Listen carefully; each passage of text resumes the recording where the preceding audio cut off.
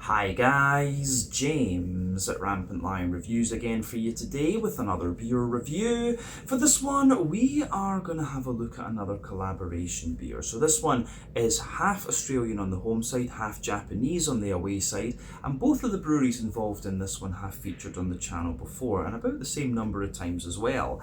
Now, when it comes to the Australian brewery, these guys are particularly well known for their different kinds of IPAs, but they do a lot of other styles as well, and they've always been pretty solid in my experience. And the Japanese brewery are probably best known for their takes on different types of Belgian style beer. So yeah, some really interesting things from those guys have been had over the years. But this particular beer that we're going to have a look at today is one that just kind of caught my eye, and it'll become very obvious why when you see the can itself. And yeah, it's a style that I really enjoy, but one that I don't get to review all that many of on the channel. And the adjuncts that they've added into this one, I think, could make it very, very interesting. So needless to say, I'm very, very curious to see what this beer's going to have in store for us. Hopefully it's another good one. Hopefully it makes for an interesting review, and as always, I hope that you guys watching enjoy my take on this one as well. So yeah, for the home side of things then, we are going to head down to Australia once again. We're going to go to the state of Victoria, the city of Melbourne, and the district, I guess we could say, of Glen, which is out to the east of the centre. But that means that we're going to have a look at another beer that's been brewed at the unfortunately now deceased Deeds Brewing. This particular beer is called Lost in Translation. It comes in at 10.2% ABV. It's brewed in collaboration with the wonderful Kyoto Brewing company from Kyoto in Japan, and this one is a Belgian style quadruple which contains Belgian candied sugars, adzuki beans, and kinako, which is roasted soybean powder. So yeah, I think this could make for a very, very interesting review. But yeah, I found this beer in Wine Rack, I believe over in Wan Chai on Hong Kong Island, and you know, with my connections to Japan and things like this, it caught my eye for that reason. And then I read a little bit more about it, saw what style it was, and I thought, you know, I have to have one of these to review. So yeah, this one I think is very unusual, and it's definitely cool to be able to review another beer from Deeds, considering what happened to the brewery. And you know, Kyoto Brewing Company, I've tried some really, really nice stuff from those guys over the years. So yeah, let's crack on with this one then and see how we go. Since this beer is half Australian, half Japanese, a few shout outs are required. First off, to Sam Smalley of Short and Stout Beer Reviews. If you're interested in Australian beer, he's the one that you want to check out. He's keeping you up to date with a lot of really nice videos there. And if you're interested in the Japanese beer scene, then you want to check out my friend Nevitt Reagan over at Japanese Craft Beer Reviews. He's doing some very, very nice chill videos and relaxed videos as well. So yeah, let's crack on and see what this beer has in store for us. As always with my reviews, I'll tell you a little bit about the breweries involved here before we taste the beer. If you want to get straight to the tasting though, just fast forward. All the usual links can be found in the video description below. That's the brewery websites, the link to my other reviews that I've done, both from Deeds Brewing and from Kyoto Brewing Company, and we'll no doubt add more to both of those lists at some point in the near future. But there's all the usual social media down there. If you want to see more reviews, do please consider subscribing to the channel. The support that you give is massively appreciated, and remember, you can go into the channel homepage and search for beer using the geography tagging system. So just go in there, use the little search bar, put in your hometown, state, county, province, whatever you like. If I've reviewed beers from the area that you search for, they will pop up. Failing that though, you can check out the playlist of beers from different countries. You'll find this one in the Japanese playlist and the Australian playlist, since it's dual nationality. And yeah, check out the playlist of beers from other countries as well, because there are some very, very interesting things on the channel these days. But yeah, let's go on to my brewery notes then, and I'll tell you a wee bit about the breweries once again. We'll start with Deeds Brewing, since these guys are the home brewery in this case. But yeah, Deeds Brewing, as I've mentioned to you already, are based in Glen in eastern Melbourne in Victoria, and the company was founded back in 2012. So the two men behind the company are Patrick Alla and David Milstein, who studied engineering together at the University of Melbourne. But in 2003, the pair founded started their own distribution company called Red Island, which was importing a number of beer and spirit brands into Australia. But in 2012 they went on to establish their own beer brand called Quiet Deeds, and the Gypsy brewed for a number of years after this. Later on in 2015 though, they secured a premises which was a former car workshop on Parran Place, quite close to the Glen train station, and they purchased their brewing equipment the following year. So they started submitting papers for their permits in 2016, but they had many issues with this, and it wasn't until January of 2018 that they received permission to actually start building the brewery. But they had originally planned to open a taproom on site at the same time, but this was actually helped by quite a lot by a local petition, and in April of 2020 they were finally given approval to build the on-site taproom and kitchen, where they have 28 taps, and this opened its doors in April of 2021. So quite a bit of an uphill struggle for this brewery just to get off the ground actually. But in the brewery they have a 2,500 litre brew kit, which is from DME, I think they're from Canada if I'm not mistaken, and the first head brewer was Justin Corbett, who had previously worked for Hawkers, and he studied on the brewing and distilling programme at Heriot-Watt University in Edinburgh in Scotland. But in 2022 though, he was replaced by Richard Hollingworth, who had previously worked with Lions Malt and Shovel Brewery, and then also James Squire. He was brewing the James Squire beers at Lions Malt and Shovel Brewery, and then he worked for Asahi at their brewery in Melbourne as well, and he's been an IDB brewmaster for about 15 years. But these days Patrick runs the sales and marketing, while David runs the finance and operations side of the company, and more recently they've been working to distribute their beers across Australia, and also brewing a number of wood barrel mixed fermentation beers actually. But the brewery had suffered financial problems for quite a wee while, and then in early 2024 they announced a search for a new investor or a buyer, but after failing to secure one, they announced their intention to close on the 24th of May 2024, and I believe business operations at the time of filming, which is very end of June 2024, things have wound up basically. And so as of May 2024, when the notes were last written for this brewery and when things were closing down, they had produced 330 different kinds of beer according to Untappd. So yeah, this will be the second last review that you'll see involving Deeds Brewing, because I do have one more of their beers to review for you on the channel, unless I somehow come across a few other beers, which would most likely be the Imperial Stouts or the Sours or something like that. But yeah, very sad to hear that a very well respected brewery went under, and it's a shame that they couldn't even continue, doing gypsy brewing or something like this. But who knows, we'll see what the future holds. It would be cool to see Deeds resurrected again at some point in the future. But yeah, the beers I've had from them have always been pretty damn solid actually. So yeah, that is everything that I can really tell you about Deeds Brewing for the moment. If you want to learn more about these guys, you can check out their website if it's still available, but you can also check out their Instagram and Facebook pages, and you can have a look at all the things that they did over the years. But yeah, let's go to the Japanese side of things then, and Kyoto Brewing. So Kyoto Brewing Company were founded back in 2015, and the three men behind this company are Chris Henge, who's from the US, Paul Speed, who's from the US as well, and then Ben Falk, who's from Wales. And these guys apparently met in Aomori when they were colleagues as English teachers in the famous JET programme. But Chris is the brewmaster, and he had homebrewed during his time at university, which apparently replaced snowboarding as his main hobby.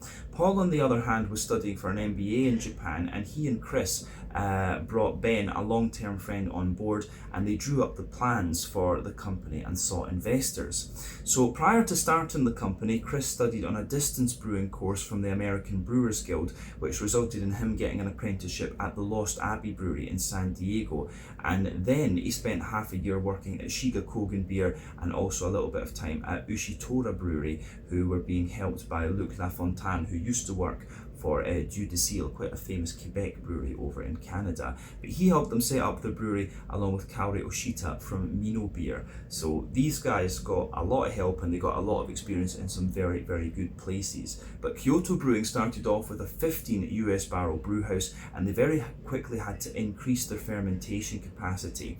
So the brewery can be found in the Minami ward, just to the southwest of the centre of the city, and the building started off life as a lumber yard, and then then later served as a print works, and then finally a pharmaceutical manufacturer before these guys took it over.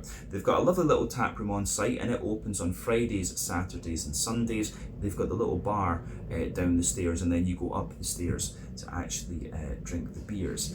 But as of June 2024, when I'm filming this review for you, these guys have produced around 280 different kinds of beer. They've got the Teiban range, which is their year-round range, and they've also got the Nakama series, which are collaboration beers and other limited releases. But these guys have become well known over the years for their Belgian style beers. They do a lot of saisons. I've had a few kind of Flanders Reds and things like that from them, and they have done triples and quadruples and stuff like this over the years as well. And I think there's if I remember rightly, they've done a few Belgian stouts actually. I still need to review 2 cans of these that I have in Japan actually, so you'll see those videos appear at some point in the future. But yeah, Kyoto Brewing Company, very, very interesting brewery, and one of the few I can think of in Japan that are focusing mainly on Belgian styles of beer. So definitely worth checking out if those kinds of beer are your jam. But yeah, that is everything I can tell you about Kyoto Brewing Company. And again, if you want to learn more about these guys, you can check out the brewery website. You can follow them on Facebook and Instagram to keep up to date with all the latest goings on, and you can check out the Rate Beer, Untappd and Beer Advocate pages to learn a little bit more about all the different beers that these guys have done. So yeah, let's go on and actually have a little look at the beer itself. So I'll just let you have a wee look at the artwork on this one before we open it up. So you can see it is absolutely lovely, I have to say that about it. The artwork on this one is pretty damn cool, and you know, this is a view that you will very often see if you go to Japan in April through these old school like softwood windows, and yeah, you'll see the sakura cherry blossoms. But yeah, plain black top on the can with this one. Tells you a wee bit about the beer on the side here as well. It says, we've made Japanese influenced beers before, but never with a Japanese brewery. Connected by our mates at Benchwarmer, we jumped at the opportunity of a collaboration with Kyoto Brewing Company to build a beer to be enjoyed in Australia and Japan. KBC make great beers with a focus on Belgian and European styles, and we wanted to pay homage to this and bring a little bit of Japan into the mix. Adzuki beans and kinako are used through the brewing and fermenting to bring a nutty sweetness to this rich, balanced Belgian quad.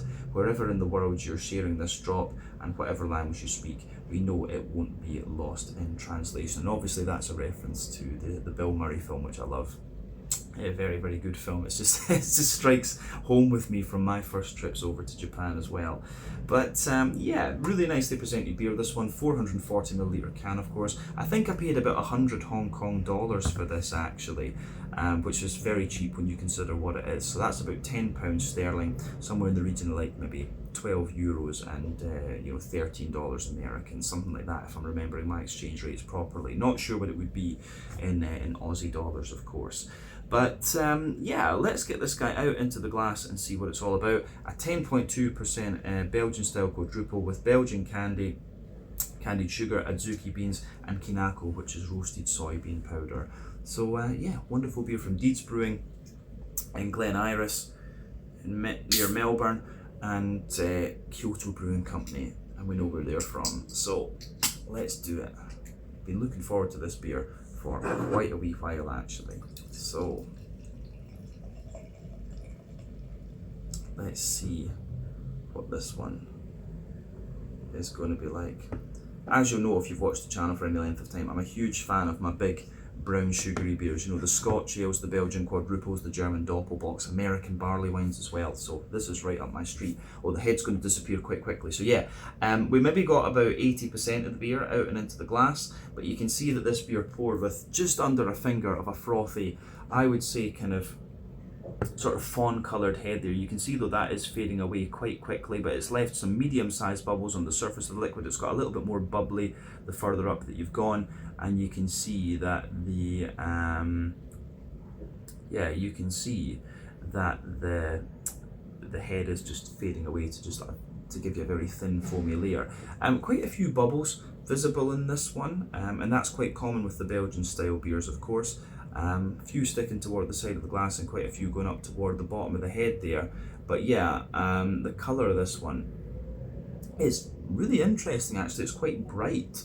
for a quadruple in my experience. Now these beers can often be a little bit darker than this, but yeah, this one's got a lovely sort of blood orange, red tinted kind of colour to it actually. So remember, the colour of your beer depends on a few things. One, the type of malts that you use. This goes a long way to determining your EBC rating. Two, length of your wort boil is also going to play a role, because the longer you boil the wort, the more the sugars caramelise, and thus you get a darker colour of beer. But any barrel aging that you do or adjuncts you put into the beer will affect its colour as well.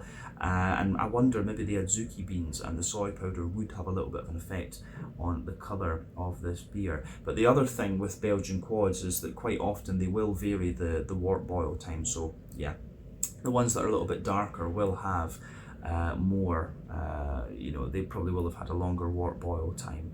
But yeah, the candied sugar can play a role in things, so the beans and the adjuncts and stuff in this one probably are affecting the colour a wee bit. But certainly one of the brighter quadruples I can think of that I've come across in recent times actually. But it looks great. It's quite clear actually as well, but a little touch of natural haze to it. But in honesty, I don't know if we really need to say much more about the appearance of this one. I have to admit though, I am very, very curious about the aroma and flavour that we're going to get out of this beer. So let's crack on with it and see what we get. So this one then, let's look at the aroma. Ooh,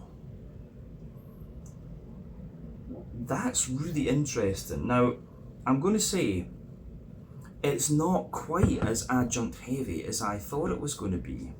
The beans and the kinako in this one, the adzuki and the kinako in this, are actually very subtle, and they complement everything else really quite well. So this beer, it really does give you everything that you'd expect of a Belgian style quadruple. And you wouldn't expect anything less from either of these breweries. The adjuncts really just give you that little touch more depth actually. It's kind of, if you think about like tonka beans and a big imperial stout and the level of prominence that they often have, it's maybe about the same. Like, to actually get the kind of fibrousy character of the beans out of this beer, you really have to take the aroma in quite deeply. But the beans are almost quite sweet, and that's very popular in Japan to eat sweet beans. I love them actually. So yeah, the beer has these lovely quadruple qualities to it that you'd expect. The big brown sugars, the bready character, the fruits, just a little touch of hoppy character. But then yeah, it's got that wee bit extra from the kind of fibrousy character of the beans. So yeah, I like this one. I do like how it goes together. Yeah, aroma wise, this thing, this thing is absolutely lovely. So let's just break it down then and describe it for you a wee bit more in depth. So yeah, the backbone of the beer, you absolutely have a little bit of that kind of fresh brown bready bread crust in there. There are little touches of woodiness, of course, within that. But then yeah, above all of that, you're starting to get, like, I don't know if I would go as far as saying kind of rye bready type characters, but yeah, you've got lovely kind of sweet, oily wholemeal brown bready notes in this one, wee bits of nutty character infused into that. But then you've also, there's a slightly more dense brown bready character to this one, but then you've got the kind of lighter brown bready notes coming out of the beer as well, for sure. Above that, you start to get toasty brown sugars. So yeah, you can feel this sort of toasty caramelly note. There's a lot of big oily sweet caramel in this one, and then you've got some nice McVitie's digestive biscuits coming out of it as well. But the beanie characters, it's a bit hard. They're definitely in the middle of the nose, and as I say, you take them in you have to take the aroma in quite deeply to pick up on those. So yeah, that's quite interesting with this one as well. But the beans come across as being quite sweet, as does the kinako. I thought the kinako might have shown a little bit more of a roasted character to it, but yeah, the sort of fibrousy beanie characters are generally very sweet. You can also smell that little bit of like phenolic medicinal character as well from the Belgian candied sugars. And that's quite a common thing with these Belgian style beers, These beers are usually very high in alcohol, of course, but they're quite light in the mouthfeel, and the main reason that you manage to achieve that with these sort of styles is the addition of the extra sugar. which gives you more alcohol, but because it's not from the malt, you don't get the same gradual increase in the thickness of the mouthfeel, actually. So yeah, that's why often these beers are a bit more bubbly and things, because you've got secondary fermentation in the can. But yeah, I don't know, is there anything more we should say about the kind of malty side of the beer? Don't think so, to be honest. The yeasty character in the back of the nose comes across as if it's going to be more sort of brown bready and things like that. More like a slightly farmhousey, well, I don't know if farmhouse is the right word, but just like a straight up fresh, doughy brown bread. Getting a lot of that out of this one, which I think is very, very nice. Yeah, the way all of that goes together, I think, is really nice. I'm just very curious to this one. I will say, it's not the most complex of quadruples that I've come across. The other thing you can tell about this one is that it's not had too long of a wort boil, because the brown sugars are quite bright and not so leathery and dry. But yeah, it does smell lovely, this one. So on the hoppy side of things, you do have a little bit of green component to this one, and you have to remember that Belgian quads are not the most hop forward beers, but there's a little bit going on in this one. You've got some nice earthy character, a little bit of herbal note, some brighter floral characters, and a wee bit of kind of grassiness in there, but quite a soft green component, generally speaking. And then you've got the fruity side of things. So let's round off the aroma with a wee look at the fruity side of the beer. So yeah, for me, the fruity side of this beer is lovely as well. The first things that jump to my mind would be like, fig and blackcurrant, actually. Very soft in its fruity character. But yeah, you've definitely got a little bit of like Japanese ume plum with this one. Very, very soft, oily plum. I've got a little bit of, there's quite a little bit of almost, I don't know if date's the right word, but certainly sultana, dry white green grapey notes. Wee touch of fig. Definitely a little bit of like black currant and stuff in there. So yeah, mainly, yeah, I would go with Japanese ume plums. Little bit of kind of figgy character. Sultanas for sure, then just a wee bit of black currant. The way that everything goes together in this one is very, very nice. A really interesting aroma, but I think we'll get more complexity out of the flavour. So yeah, as I always say, take a bit of time to enjoy that aroma, but I think it's time to try this one now. So yeah, this is Lost in Translation, a 10.2% Belgian style quadruple with Belgian candied sugar, Azuki beans and Kinako from Deeds Brewing in Glen, Melbourne, Victoria, Australia, and Kyoto Brewing Company from Kyoto in Japan. Let's get stuck into this one. Slàinte, skål, cheers, kampai.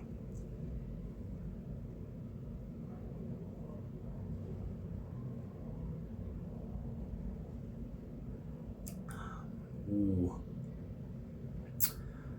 that's nice. I love this style. I've never had one that's quite like this. First impression, it's certainly not the thickest of quadruples you're going to come across, but nor does it feel like it's lacking in mouthfeel. It's quite, it's kind of right in the middle of the spectrum. It's got a lovely oiliness and slickness to it. And it's a beer that really, I think, you can feel the sort of unusual and depth, the depth of flavour coming out into the aftertaste with this one. That beany character, that lovely fibrous note that this beer has from those from the Azuki and the Kinako really comes to the fore later on in the flavour. So yeah, the way all of that pieces together in this beer, I think, is really, really nice. Yeah, just have to say, big thumbs up to both Deeds and Kyoto for this one. They've pulled off something really, really quite nice, actually. So if you do happen to come across a can of this one, then it's definitely worth trying. But, luck of the draw if you do find one. But yeah, otherwise it gives you everything you'd expect of the quad. The bready characters, the brown sugars, a little bit of hoppiness, and then that lovely fruity note. So let's just go through this beer, break it down and describe it more in depth, as we always do. So, yeah, middle third of your palate then.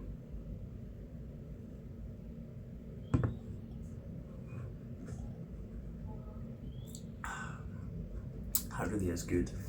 The backbone of this beer, you can feel a little bit of an almost toasty, brown bready bread crust just sitting there on the base of your palate. As you move further forward along that, you do get a little touch of woodiness toward the front of that middle third of your palate. And I think actually above that, you can feel the kind of bean characteristics with this one. You just have this kind of layer of quite dense, smooth, like fibrousy character from the azuki beans and the kinako. So I think maybe the toast, you can feel the toasty character underneath, but then the more sort of sweet bean character I think will be coming from the azuki. I think the azukis are the kind of brown coloured beans if I'm remembering correctly, but yeah, you can just feel that nice kind of sort of dry sweetness, fibrousy sweetness that they give you, and that, as I say, is one of the things that really lingers into the aftertaste with this one. But you'd expect that when that's kind of what they want to focus on in the beer. So above the beanie characters, you start to get the bread, and I think the bean actually pushes the bread back a little bit, suppresses it almost. But yeah, you do have a little bit of you do have a little bit of a wholemeal, I'd say more of a kind of, there's maybe like a little tiny touch of a more dense rye bread in there, but then yeah, above that you've got a kind of fluffier, slightly sweeter wholemeal brown bread as well. And then yeah, you have you can feel that layer, and then above that you start to get the kind of brown sugary notes. I think within the bready layers you do have a little bit of nuttiness comes out of the beer actually.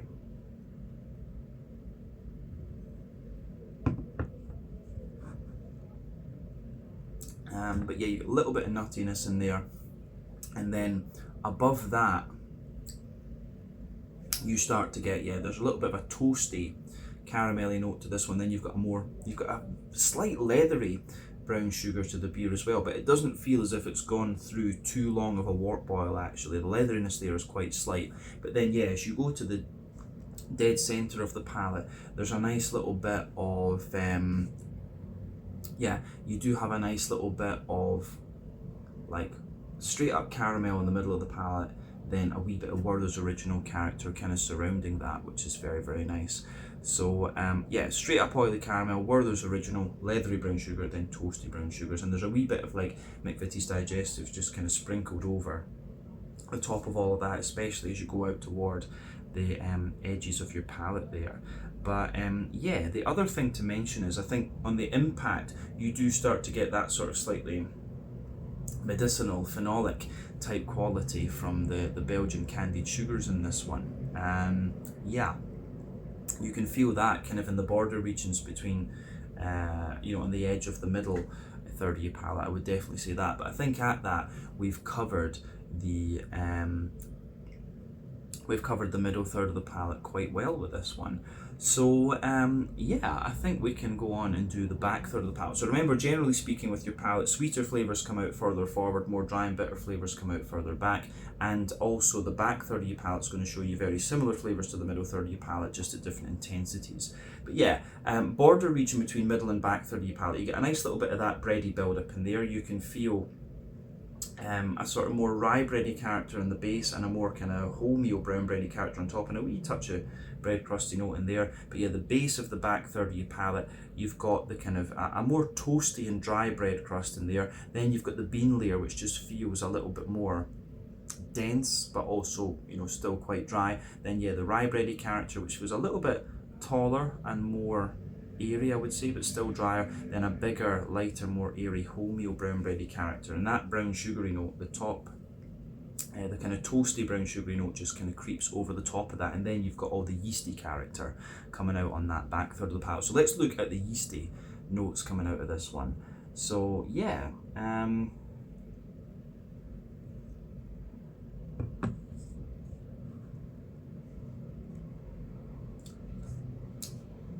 the yeasty side of the beer in this one is quite interesting. It's interesting because you've got a mix of things going on. Like you can feel in the dead center, it has a little bit of a more kind of grainy brown bready type quality, but it feels as if it's wrapped in some sort of bean, and then you've got a bit of toasty bread crust around the edge. So yeah, the yeasty side of this beer is really quite unusual in that sense. So yeah, like a sweet wholemeal rye bready sort of thing in the middle, a more kind of beany fibrousy character around it, and then you've got a toasty, almost very slightly well fired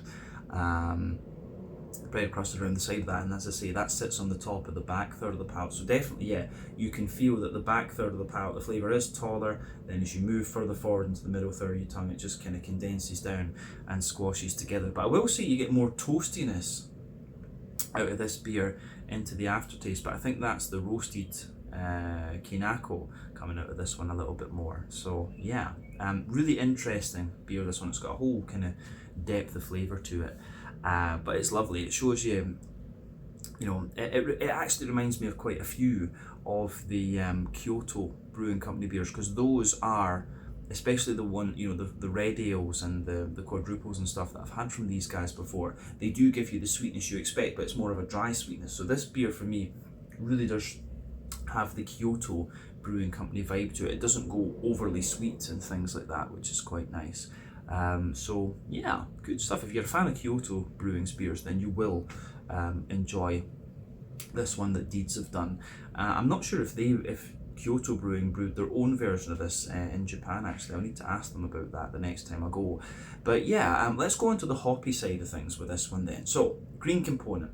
In the back corners of the palate, you've got a lovely little bit of earthiness in there. Then as you move further forward, you get that little bit of herbal character, and as you push toward the kind of front corners of your palate, it has a little touch of floral aromaticity, and round the front curve of the tongue, it's just that little bit lighter and more grassy as well. But remember, the Belgian Quadrupel is not the most hop forward of style. You wouldn't expect that anyway, but yeah, you do have that little bit of green component in this one. But yeah, let's have a little look at the front third of your palate then, and the fruity side of things, just to round off the tasting section of this video. So yeah, border region between front third and middle third of your palate. Again, you get that nice little bit of bready build up in there. And a rye bread in the base, the wholemeal brown bread above that, and a wee bit of toasty bread crust. But yeah, the base of that front third of your palate is, yeah, the base of that front third of your palate is more of a you've got that nice kind of toasty bread crusty character in the base, then the beans, the wholemeal brown, sort of rye bread, and then the wholemeal brown bread, and maybe just a little touch of the toasty brown sugar there. And above that, you get that nice oily bubble where the juicy fruity esters will roll their way out of the beer. So yeah.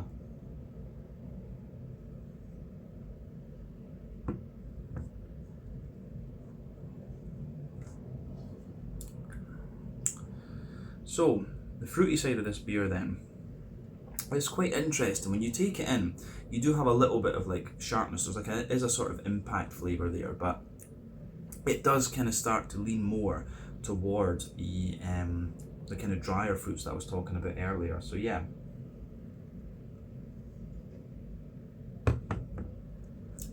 Yeah, when you take this beer in, it gives you a sort of like oily, pruny type character. But yeah, as you progress into the aftertaste, if we go to the back of that oily bubble first, you've got a nice kind of pruny note in this one. Yeah, good little bit of pruny character in this one.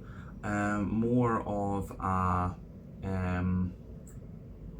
kind of datey sultana type note underneath. Then as you move further forward along that front third of your palate, you get sort of an oily pear. Then as you go into the front half of as you reach the middle of that front third of your palate, I would say it's got a little touch of figgy character. And then yeah, maybe as you move into the front half of the front third of your palate, it's more about a sort of blackcurranty type note, actually, just a very soft blackcurrant in fact. So yeah, the fruity side of this beer leans way more toward the dry side of things. Yeah, ume plums, a lot of sultana, oily pear, fig, and then a wee bit of blackcurrant. It's really nicely balanced in that sense. But as I say, the thing that comes out of this beer into the aftertaste is the bean, the soybean character, and the kinako, which I do really quite like. So gets a big thumbs up from me, this one. Yeah, I do like how this one goes together. I think Deeds and Kyoto have pulled off something really nicely, and it reminds me of a lot of the kind of stronger beers that I've had on the brown sugary end of the spectrum from Kyoto Brewing, actually. So yeah, let's round off this review then with a wee look at the mouthfeel. So for me, mouthfeel wise, you